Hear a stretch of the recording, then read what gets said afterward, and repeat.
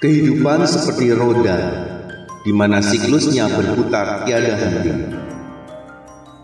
Pada waktu kiamat, bumi dihancurkan hingga tiada tersisa.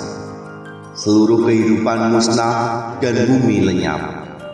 Kemudian sama seperti Big Bang dan Big Crunch, dalam penciptaan ilmu pengetahuan, bumi kembali tercipta. Pada masa awal bumi, seluruh makhluk hidup terlahir kembali di apsara atau alam cahaya yang dikenal sebagai surga ke-12.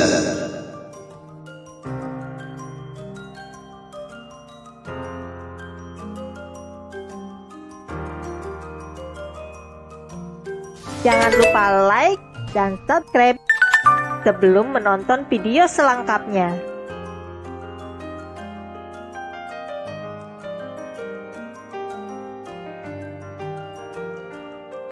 Semua makhluk itu bernama Manomaya, di mana semua makhluk menjadi murni dan hidup dengan kepekaan batin yang luar biasa.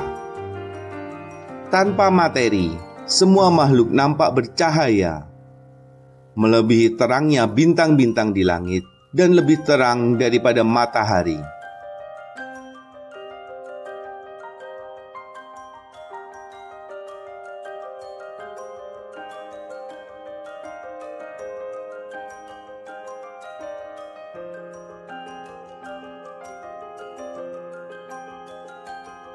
Pada masa itu, daratan belum ada. Semua makhluk melayang-layang di udara, sangat terang dan hidup dalam umur yang sangat panjang. Terang semua makhluk membuat matahari, bulan, dan benda-benda penerang lainnya tak terlihat. Mereka bukan laki-laki dan juga bukan perempuan. Semuanya adalah makhluk.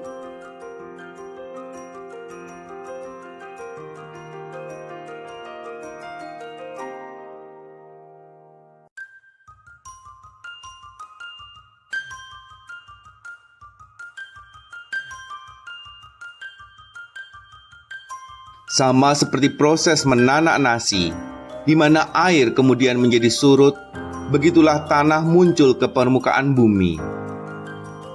Sama seperti dadih susu atau mentega murni, begitulah warna tanah pada masa itu. Sama seperti madu tawon murni, begitulah rasa tanah di masa itu.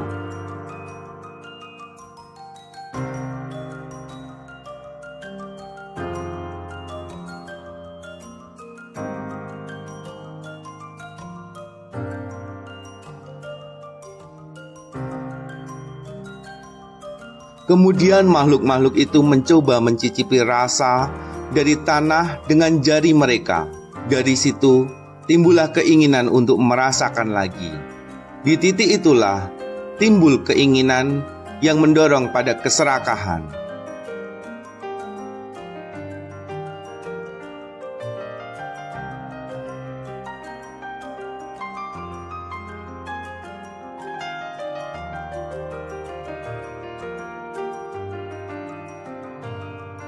Timbulnya keinginan yang mulai tidak dapat dibendung itu membuat nafsu dalam diri mereka meningkat, hingga membuat cahaya dalam tubuh mereka meredup. Dengan semakin banyak yang meredup, mulai nampaklah seluruh benda penerang di langit.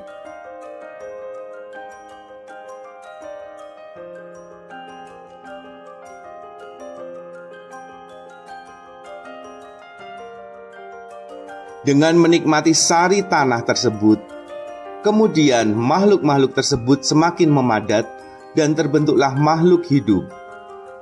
Makhluk itu ada yang indah dan ada yang buruk. Karena keserakahan dan nafsu yang semakin tidak dapat dibendung, kemudian makhluk hidup yang berbentuk bagus memandang buruk makhluk hidup yang berbentuk jelek.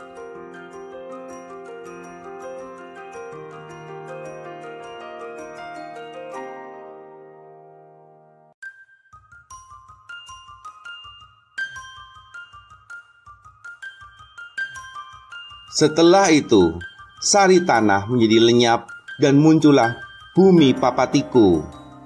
yang berbentuk seperti cendawan. Kemudian semua makhluk menikmati makanan cendawan itu.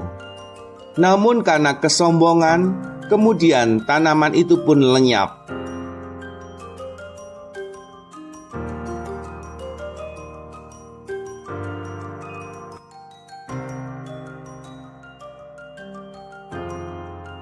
Setelah itu, muncullah badalata, yang merupakan tumbuhan menjalar berwarna putih.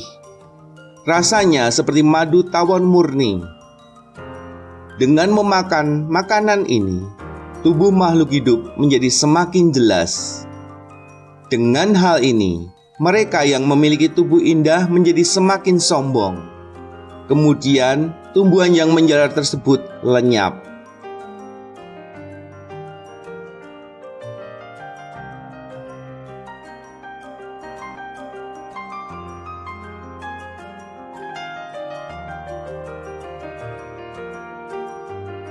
Setelah itu, muncullah sali atau padi yang sudah masak dalam alam tanpa kulit atau sekam, yang menghasilkan nasi yang harum dan bulir-bulirnya sangat bersih. Apabila di pagi hari mereka mengumpulkan untuk makan siang, maka di sore hari padi sudah menghasilkan butiran yang masak kembali.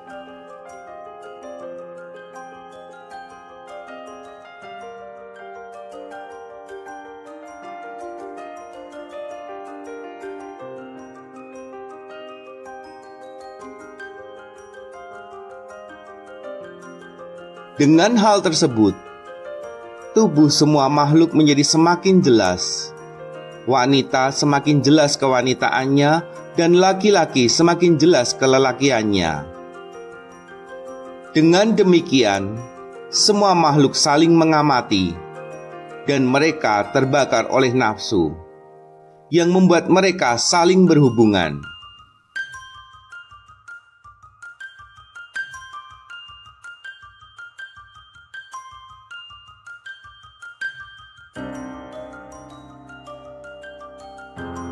Kemudian semua makhluk berkembang biak dan beranak cucu, hingga kiamat tiba, dan akan dimulai dengan siklus yang baru kembali. Begitulah kehidupan tercipta di dunia menurut Agana Sutta.